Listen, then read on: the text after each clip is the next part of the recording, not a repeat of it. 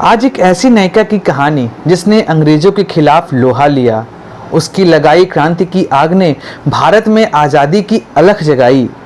अंग्रेजों के गोद निषेध नीति के खिलाफ वह रानी मैदाने जंग में उतर गई। आज आज़ाद हैं, आज़ाद रहेंगे श्रृंखला में बात रानी चेन्नम्मा की।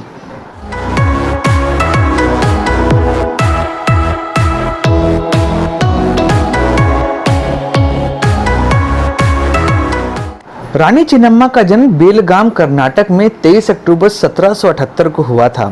राज परिवार में होने के कारण उनको किसी भी प्रकार की कोई कमी नहीं थी। बचपन से ही उनको घुड़सवारी, तलवारबाजी और युद्ध कला का शौक था। इस कला को सीखने के लिए जो उनका शौक था उसका समर्थन उनके परिवार ने भी किया और युवावस्था तक आते आते वह अपनी इन कलाओं में पारंगत हो गईं और पूरे राज्य में प्रसिद्ध हो गईं। उनका विवाह कित्तूर राज्य के देसाई परिवार के राजा मल्लारुद्र सर्ज से हुआ था। प्रारंभिक समय बड़ा ही सुखमय था, लेकिन उसके बाद रानी चेन्नम्मा के जीवन में दुखों का पहाड़ टूट गया।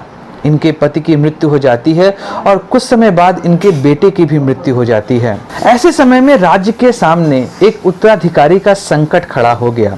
तब रानी चेन्नम्मा ने एक बेटे को गोद लिया, लेकिन उसी दौरान ब्रिटिश सरकार ने हड़प नीति अपनाई थी।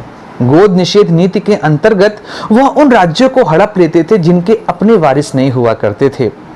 कित्तूर को भी उन्होंने एक पैगाम भेजा कि अब यहाँ पर कोई भी वारिस नहीं है, इस वजह से कित्तूर राज्य अब ब्रिटिश ईस्ट इंडिया कंपनी का ही पार्ट होगा। लेकिन रानी चेन्नम्मा ने इस पैगाम का जवाब देना भी उचित न समझा। कुछ समय बाद ब्रिटिश सरकार उनको दोबारा से एक पैगाम भेजती है।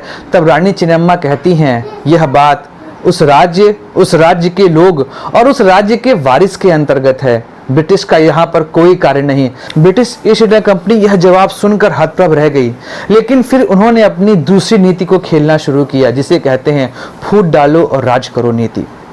कित्तूर राज्य के उन लोगों को अपने साथ मिलाया जो रानी चेन्नम्मा का विरोध किया करते थे। उनको कहा कि हम आपको आधा राज्य देंगे, लेकिन आप रानी का विरोध करो। और वह फिर एक पैगाम ब्रिटिश ईस्ट इंडिया कंपनी को पहुंचाती हैं कि उत्तराधिकारी का मामला राज्य का अपना है, अंग्रेज इसमें अपना कोई भी अड़ंगा ना लगा। और अपनी जनता से कहती हैं, जब तक तुम्हारी रानी की नसों में खून है तब तक वह अपने राज्य की रक्षा करती रहेगी। रानी का उत्तर पाकर धारावाड़ के कलेक्टर थैकरे ने 500 सिपाहियों के साथ कित्तूर किले को घेर लिया। 23 सितंबर 1824 का दिन था। किले के फाटक बंद थे। थैकरे ने चेतावनी दी कि 10 मिनट के अंदर आत्मसमर्पण कर दो। तभी अचानक से किले के फाटक खुलते हैं।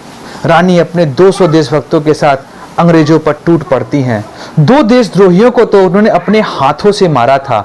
2 ब्रिटिश अधिकारियों वॉल्टर एलियट और स्टीवेंसन को गिरफ्तार कर लिया। अंग्रेजों ने वादा किया कि अब वो युद्ध नहीं करेंगे, तो रानी चेन्नम्मा ने दोनों अधिकारियों को छोड़ दिया। लेकिन अंग्रेज कभी किसी के सगे नहीं हुआ करते थे।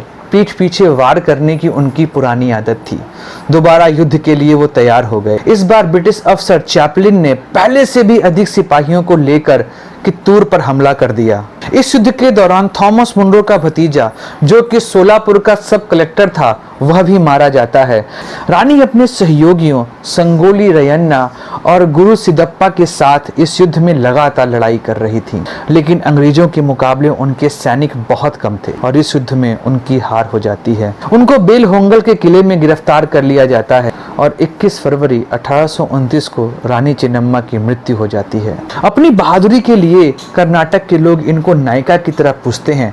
22 से 24 अक्टूबर तक कित्तूर उत्सव कर्नाटक में मनाया जाता है। उनके सम्मान में नई दिल्ली के पार्लियामेंट में उनकी मूर्ति भी स्थापित की गई है। रानी चेन्नम्मा ने भारतीयों के अंदर एक ऐसा जज्बा पैदा किया, क्रांति की एक ऐसी अलख जगाई जो हमें 1857 में देखने को मिलती है। वे न सिर्फ महिला शक्ति की प्रतीक हैं, बल्कि वह प्रेरणा स्रोत भी हैं कि अपने शर्तों पर जीवन जीने के लिए कोई भी मूल्य कम ही होता है। जय हिंद, वंदे मातरम, भारत माता की जय।